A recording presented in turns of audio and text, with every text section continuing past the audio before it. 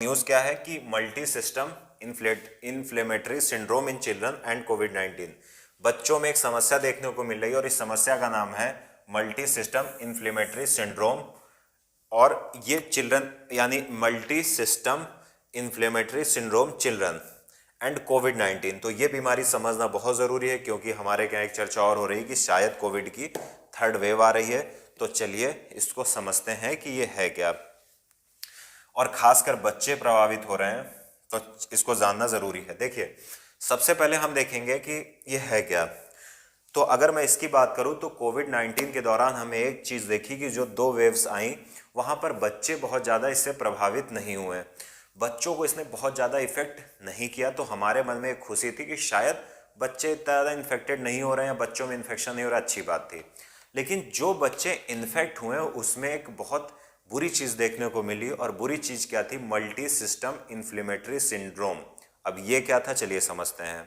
देखा गया कि जो बच्चे कोविड से प्रभावित हो रहे हैं या जो बच्चे जिनको कोविड इन्फेक्शन हुआ है 2 से 6 सप्ताह बाद उनके जो इंटरनल ऑर्गन्स हैं वहाँ पर बहुत ज़्यादा इन्फ्लेमेशन या सूजन देखने को मिली है। जैसे अगर मैं बात करूँ कि कौन से ऑर्गन, जैसे देखा गया कि हार्ट में उनके सूजन है, उनके लंग्स में, फेफड़ों में सूजन है, उनकी किडनीज में सूजन है, उनके ब्रेन में सूजन है, स्किन में समस्याएं हैं, आइज में दिक्कत है।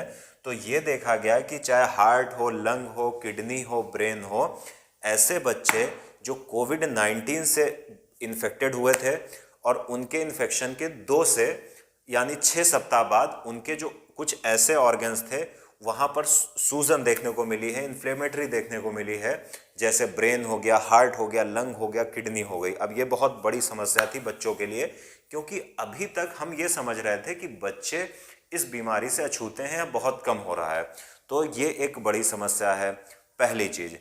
दूसरी चीज़ ये है सबसे ज़्यादा कि अगर आप इस सिंड्रोम की बात करोगे तो यहाँ पर एक चीज़ आपको और दिखाई देगी कि इसके सिम्टम्स क्या हैं। तो सिम्टम्स की अगर हम बात करें तो इसके सिम्टम क्या हैं कि सबसे पहले होगी आपके फीवर आ सकता है बच्चों के, फिर उसको एब्डोमिनल पेन यानी पेट के निचले हिस्से में उसको क्या होगा, दर्द होगा, उसको वोमिटिंग हो सकती है, उल्टियाँ आ सकती है, डायरिया हो सकता है, गर्दन में दिक्कत हो सकती है, शरीर पे चकत्ते या रैसेस पड़ सकते हैं, ब्लड शॉट आए, उसकी आंखें जो होंगी वो लाल हो सकती हैं, लाल आंखें भी इसका एक लक्षण है, और वो बहुत थका हुआ यानी फीलिंग एक्स्ट्रा टायर्ड महसूस करेगा। तो ये दो बड़ी चीज़ें हैं। पहली फिर से बता रहा हूँ, ये है क्या कि सामान्यतः देखा गया है कि जो बच्चे कोविड-19 से जो इन्फेक्टेड थे उनसे 2 से 6 सप्ताह बाद उनमें देखा गया कि उनके कुछ इंटरनल ऑर्गन्स में कुछ इन्फ्लेमेशन या सूजन देखने को मिली है। कौन से ऑर्गन? जैसे हार्ट हो गया, आपका हृदय हो गया, आपके फेफड़े हो गए, आपकी किडनी हो गई, आपका ब्रेन हो गया, यहाँ पर कुछ समस्याएं देखने को मिली हैं। अब बात ये आती है कि पता कैसे चले कि अंदर के ऑर्गन्स में सूजन है या अंदर के हमारे शारीरिक अंगों में जो आंतरिक अंग हैं वहाँ पर कोई समस्या है। तो शरीर उसका रिस्पांस देता है और बाहरी हमें कुछ देखने को सिम्टम्स दिखाई देते हैं, जैसे फीवर हो सकता है, एब्डोमिनल पेन हो सकता है, वोमिटिंग हो सकती है, डायरिया हो सकता है, नेक पेन या गर्दन में दर्द हो सकता है, शरीर में चकत्ते पड़ सकते हैं, आंखें लाल हो सकती हैं और थकान भी आ सकती है। अब एक चीज़ हम और देखेंगे कि वहाँ पर क्या ये जो आपका मल्टी सिस्टम इन्फ्लेमेटरी सिंड्रोम जो बच्चों में हो रहा है ये किस उम्र के बच्चों में हो रहा है। तो सामान्यतः देखा गया है कि 3 से 12 वर्ष के उम्र के बीच के जो भी बच्चे हैं जिनमें कोविड-19 हुआ था वहाँ पर देखा गया है कि जब वो कोविड-19 से रिकवर कर गए तो वहाँ पर देखा गया कि इस प्रकार की समस्याएं आ रही हैं और इन समस्याओं को कहा गया multi system inflammatory syndrome in children. अब बात आती है कि क्या ये किसी प्रकार का तंत्रिका संबंधी विकार है या न्यूरोलॉजिकल समस्याएं भी क्रिएट कर सकता है। तो बिल्कुल देखा गया कि जिन बच्चों में मल्टी सिस्टम इन्फ्लेमेटरी सिंड्रोम है वहाँ पर कुछ न्यूरो इश्यूज भी दिखाई दिए, जैसे ब्रेन स्ट्रोक, या फिर आप देखोगे कुछ और प्रकार की समस्याएं हैं, ब्रेन सही से फंक्शन नहीं कर रहा है।